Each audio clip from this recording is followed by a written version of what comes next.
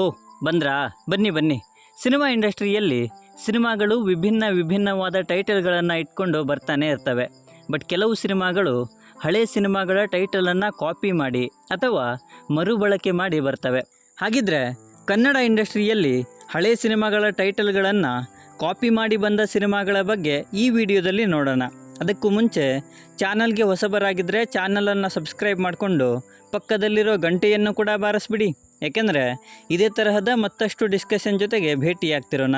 And ಈ video ನಿಮಗೆ ಇಷ್ಟ ಆದರೆ ನಾನು ನಿಮ್ಮ ಕಡೆಯಿಂದ ಬಯಸೋದು ಒಂದು ಲೈಕ್ ಮಾತ್ರ. ಅದನ್ನು ಕೂಡ ಕೊಟ್ಟು ವಿಡಿಯೋನ ಕಂಪ್ಲೀಟಾಗಿ ನೋಡಿ. ಟೈಗರ್ 1986ರಲ್ಲಿ ಬಂದ ಸಿನಿಮಾ. ರವಿರಾಜ್ ಅವರು ಈ ಸಿನಿಮಾನ ಡೈರೆಕ್ಟ್ ಮಾಡಿದರು. ಸಿನಿಮಾದಲ್ಲಿ ಟೈಗರ್ ಪ್ರಭಾಕರ್, ಆರತಿ ಮತ್ತು ವಜ್ರಮುನಿಯವರು ಮುಖ್ಯ ಪಾತ್ರದಲ್ಲಿ ಕಾಣಿಸಿಕೊಂಡಿದ್ದರು.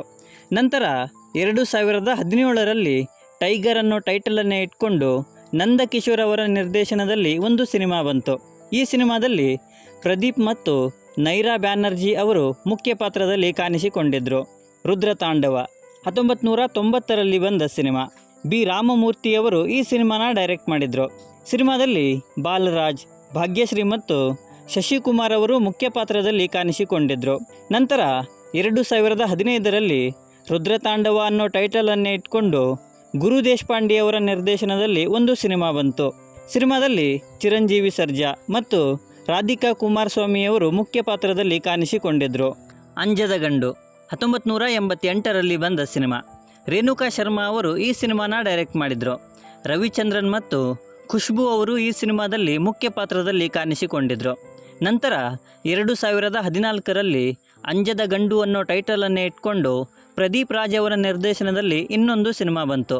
ಸತೀಶ್ ನೀನಾಸಂ ಮತ್ತು ಸುಭೀಕ್ಷಾ ಅವರು ಈ ಸಿನಿಮಾದಲ್ಲಿ ಮುಖ್ಯ ಪಾತ್ರದಲ್ಲಿ ಕಾಣಿಸಿಕೊಂಡಿದ್ದರು. ಶ್ರೀನಿವಾಸ ಕಲ್ಯಾಣ 1974ರಲ್ಲಿ ಬಂದ ಸಿನಿಮಾ. ವಿಜಯ್ ಅವರು ಈ ಸಿನಿಮಾನ ಡೈರೆಕ್ಟ್ ಮಾಡಿದರು. ಸಿನಿಮಾದಲ್ಲಿ ಡಾಕ್ಟರ್ ರಾಜ್ಕುಮಾರ್ ಮತ್ತು ಸರೋಜಾದೇವಿ ಅವರು ಮುಖ್ಯ ಪಾತ್ರದಲ್ಲಿ ಕಾಣಿಸಿಕೊಂಡಿದ್ದರು. ನಂತರ 2017ರಲ್ಲಿ MG ಶ್ರೀನಿವಾಸ್ ಅವರ ನಿರ್ದೇಶನದಲ್ಲಿ ಶ್ರೀನಿವಾಸ ಕಲ್ಯಾಣ ಅನ್ನೋ ಟೈಟಲನ್ನೇ ಇಟ್ಕೊಂಡು ಇನ್ನೊಂದು ಸಿನಿಮಾ ಬಂತು. MG ಶ್ರೀನಿವಾಸ್ ಮತ್ತು ಕವಿತಾ ಗೌಡ ಹಾಗೂ ಸುಜಯ್ ಶಾಸ್ತ್ರಿಯವರು ಈ ಸಿನಿಮಾದಲ್ಲಿ ಮುಖ್ಯ ಪಾತ್ರದಲ್ಲಿ ಕಾಣಿಸಿಕೊಂಡಿದ್ದರು. ಜಾಕಿ 1989ರಲ್ಲಿ ಬಂದ ಸಿನಿಮಾ. ಬಿ ಸುಬ್ಬರಾವ್ ಅವರು ಈ ಸಿನಿಮಾನ ಡೈರೆಕ್ಟ್ ಮಾಡಿದರು. ಸಿನಿಮಾದಲ್ಲಿ ಅಂಬರೀಷ್ ಮತ್ತು ಗೀತಾ ಹಾಗೂ ಮಹಾಲಕ್ಷ್ಮಿ ಅವರು ಮುಖ್ಯ ಪಾತ್ರದಲ್ಲಿ ಕಾಣಿಸಿಕೊಂಡಿದ್ದರು. ನಂತರ 2010ರಲ್ಲಿ ದುನಿಯಾ ಸೂರಿಯವರ ನಿರ್ದೇಶನದಲ್ಲಿ ಜಾಕಿ ಅನ್ನೋ ಟೈಟಲನ್ನೇ ಇಟ್ಕೊಂಡು ಇನ್ನೊಂದು ಸಿನಿಮಾ ಬಂತು. ಸಿನಿಮಾದಲ್ಲಿ ಪವರ್ ಸ್ಟಾರ್ ಪುನೀತ್ ರಾಜ್ಕುಮಾರ್ ಮತ್ತು ಭಾವನಾ ಅವರು ಮುಖ್ಯ ಪಾತ್ರದಲ್ಲಿ ಕಾಣಿಸಿಕೊಂಡಿದ್ದರು. ಬಾಸ್ 1996ರಲ್ಲಿ ಬಂದ ಸಿನಿಮಾ. KP ಭವಾನಿ ಶಂಕರ್ ಅವರು ಈ ಸಿನಿಮಾನ ಡೈರೆಕ್ಟ್ ಮಾಡಿದರು. ಸಿನಿಮಾದಲ್ಲಿ ಟೈಗರ್ ಪ್ರಭಾಕರ್ ಮತ್ತು ರಮೇಶ್ ಅರವಿಂದ್ ಅವರು ಮುಖ್ಯ ಪಾತ್ರದಲ್ಲಿ ಕಾಣಿಸಿಕೊಂಡಿದ್ದರು. ನಂತರ 2011ರಲ್ಲಿ ಬಾಸ್ ಅನ್ನೋ ಟೈಟಲನ್ನೇ ಇಟ್ಕೊಂಡು ರಘುರಾಜ್ ಅವರ ನಿರ್ದೇಶನದಲ್ಲಿ ಇನ್ನೊಂದು ಸಿನಿಮಾ ಬಂತು. ಸಿನಿಮಾದಲ್ಲಿ ದರ್ಶನ್ ಮತ್ತು ನವ್ಯ ನಾಯರ್ ಅವರು ಮುಖ್ಯ ಪಾತ್ರದಲ್ಲಿ ಕಾಣಿಸಿಕೊಂಡಿದ್ದರು. ಧರ್ಮ 1985ರಲ್ಲಿ ಬಂದ ಸಿನಿಮಾ. ವಿಜಯ್ ಗುರುರಾಜ್ ಅವರು ಈ ಸಿನಿಮಾನ ಡೈರೆಕ್ಟ್ ಮಾಡಿದರು. ಸಿನಿಮಾದಲ್ಲಿ ಜೈ ಜಗದೀಶ್ ಮತ್ತು ಜಯಂತಿಯವರು ಮುಖ್ಯ ಪಾತ್ರದಲ್ಲಿ ಕಾಣಿಸಿಕೊಂಡಿದ್ದರು. ನಂತರ 2014ರಲ್ಲಿ ಧರ್ಮ ಅನ್ನೋ ಟೈಟಲನ್ನೇ ಇಟ್ಕೊಂಡು KV ಚಂದ್ರಕಾಂತ್ ಅವರ ನಿರ್ದೇಶನದಲ್ಲಿ ಇನ್ನೊಂದು ಸಿನಿಮಾ ಬಂತು. ಸಿನಿಮಾದಲ್ಲಿ ಚಾಲೆಂಜಿಂಗ್ ಸ್ಟಾರ್ ದರ್ಶನ್ ಮತ್ತು ಸಿಂಧು ಮೆನನ್ ಅವರು ಮುಖ್ಯ ಪಾತ್ರದಲ್ಲಿ ಕಾಣಿಸಿಕೊಂಡಿದ್ದರು. ಅಭಿಮನ್ಯು 1990ರಲ್ಲಿ ಬಂದ ಸಿನಿಮಾ. ರವಿರಾಜ್ ಪಿನಿಶೆಟ್ಟಿಯವರು ಈ ಸಿನಿಮಾನ ಡೈರೆಕ್ಟ್ ಮಾಡಿದರು. ಸಿನಿಮಾದಲ್ಲಿ ಕ್ರೇಜಿ ಸ್ಟಾರ್ ರವಿಚಂದ್ರನ್ ಮತ್ತು ಸೀತಾ ಅವರು ಮುಖ್ಯ ಪಾತ್ರದಲ್ಲಿ ಕಾಣಿಸಿಕೊಂಡಿದ್ದರು. ನಂತರ 2014ರಲ್ಲಿ ಅರ್ಜುನ್ ಸರ್ಜಾ ಅವರ ನಿರ್ದೇಶನದಲ್ಲಿ ಇನ್ನೊಂದು ಅಭಿಮನ್ಯು ಅನ್ನೋ ಟೈಟಲನ್ನೇ ಇಟ್ಕೊಂಡು ಸಿನಿಮಾ ಬಂತು.